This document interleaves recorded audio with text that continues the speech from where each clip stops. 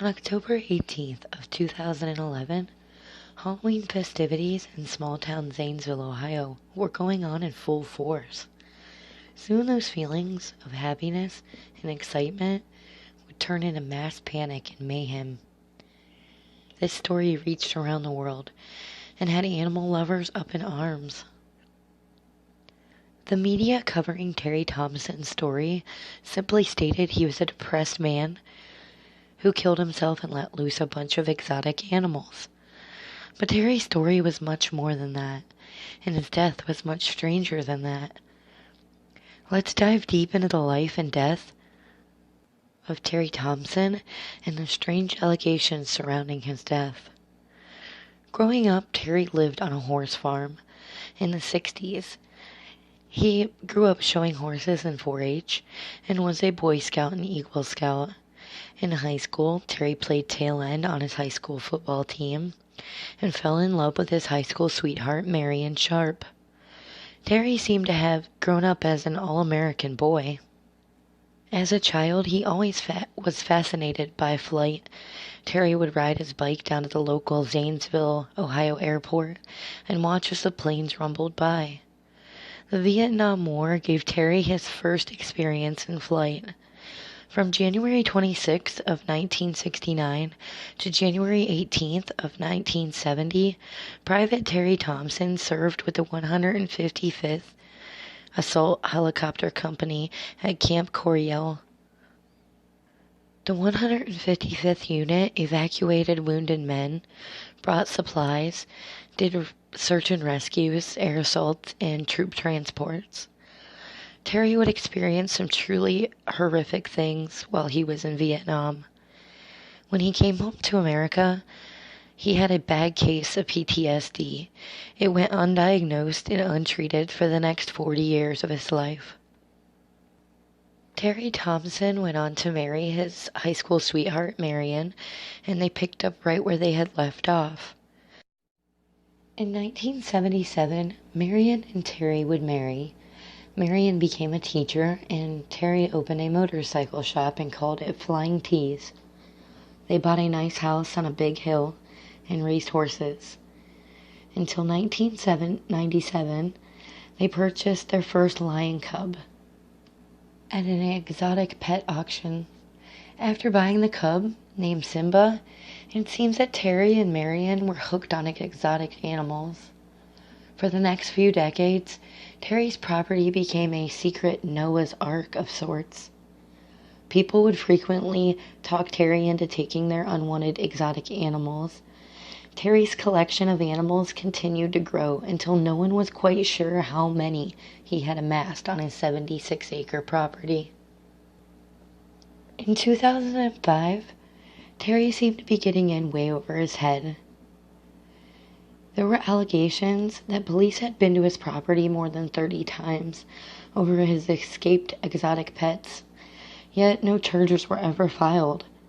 In 2005, Terry was charged with animal cruelty for allowing 3 cows and a buffalo on his parents' property to starve. Terry was given 6 months house arrest for this charge, even though he fought it, saying that there was standing water on the property that made his animals sick. In 2010, Terry was sentenced to a year in prison for unregistered gun possession. In 2011, Terry was released from prison. When Terry came back to his farm, Terry's friend said he seemed depressed.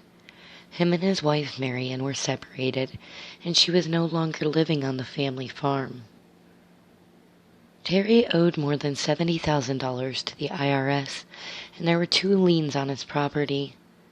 He allegedly blamed Marion for turning him in for the unregistered weapons and believed that she was seeing someone else.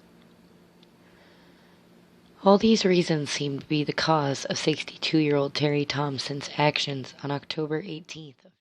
911. Yeah, there's a lion on Mount Perry Road in Grayshot. I'm pretty sure, and I just saw a wolf. I think I just seen one. Looks like a jaguar or a wolf or something. Terry Thompson got bears out, lions out. Everything is out, and it's jumping the fence. Hi, Terry. This is the sheriff's office. We were trying to get a hold of you. Give us a call. Police started to surround Terry Thompson's property. They quickly realized the problems they were facing were much worse than they ever imagined. Police were seeing lions, tigers, bears, wolves, and monkeys. Okay, put the word out. If it's close to the fence and it looks like it's coming over, I don't want it out. The last thing we wanted was for those animals to get over the fence and be traveling in our community roaming free. Well, right now we're shooting to kill. By 11 p.m. that night, police had shot and killed 49 animals.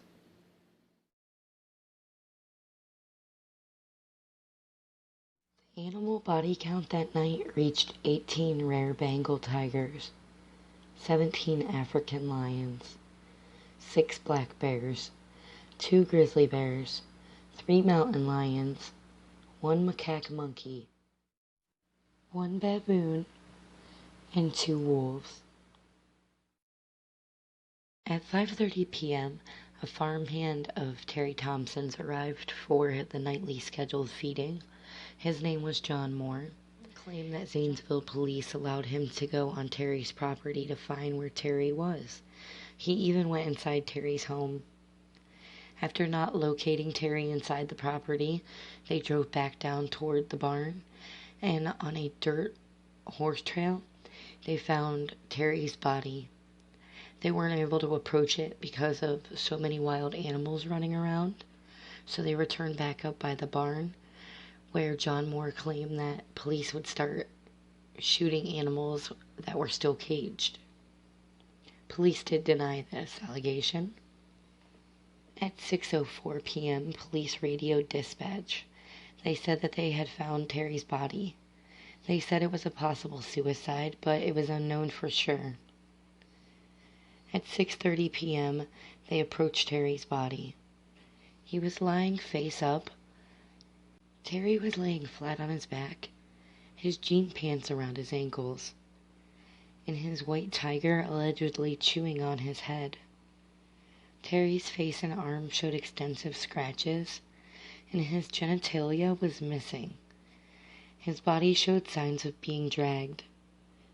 According to the coroner's report, he died due to 1 gunshot wound to his mouth through the back of his head, made by a Ruger 357. Terry wasn't under any drugs at the time. He was found with Benadryl in his system.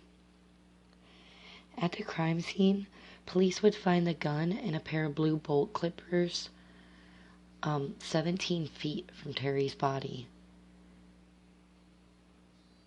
Police had also claimed that there were chicken pieces strategically placed around Terry's body, claiming that he was attempting to bait himself after he had took his own life. The most common puzzling questions about this case: how did one man open more than 50 cages without being mauled to death by a large cat? How did Terry cut holes in the cages when he had the keys? How could Terry have completed all of this within a 2-hour time frame when somebody last seen him alive around 3 o'clock p.m.? If Terry was so hell-bent on creating mass damage, then why did he not release his most aggressive animals? He had 3 very dangerous jaguars in his possession. After the animals died, they were buried right there the very next day on Terry's property. Terry's animals were never tested to see if they had any tranquilizer in their system. The scene of Terry's body was photographed, but the photos were never released publicly. No photographs of the animals' cut cages, no body cam footage. In fact, there was no footage of police actually even killing any animals. There was no footage of police even seeing any animals loose that night. No information regarding any forensic tests on the cages, the bolt cutters, or the gun that was ever released to the public. Terry's death was ruled a suicide and closed almost immediately after his death. There were also allegations that the .357 was a Zanesville police officer's weapon. I won't say that for sure because I could not locate this information after extensive research. Some believe that animal activists were there and they killed Terry for the way he treated his animals. And to set an example, they killed him and set all of his animals free. Some believe that Terry was involved with cartels because he flew everywhere and seemed to have a lot of money but had no stable job, and others believe that the government did it. Some people believe this because Ohio wanted to enforce a stricter exotic animals policy that had expired that year. 6 months after the incident, Ohio did in fact pass a very strict exotic animals policy. It seems that no one will ever really know the truth of what happened that night. Only 6 animals survived: 3 jaguars, 2 macaques, a grizzly bear. They were all taken to the Columbus Zoo. 1 jaguar would be killed at the hands of an unexperienced zookeeper who released a trapdoor onto the jaguar's neck, killing it. The remaining 5 were given back to Marion and taken back to the Zanesville farm. She fought for them for a year against the state of Ohio. In the aftermath of this gruesome tragedy, Terry Thompson's friends choose to remember the good things about Terry. How he would fly his plane to the local schools and give presentations on career day about being a pilot. And how Terry helped to build Christmas floats each year with Noah's Ark theme. Friends of Terry's described him as a kind, gentle soul who had a very big heart. That's all I have on the Zanesville, Ohio massacre and the strange death of Terry Thompson. Thank you all for watching his story and spending your time with me. See you guys next time.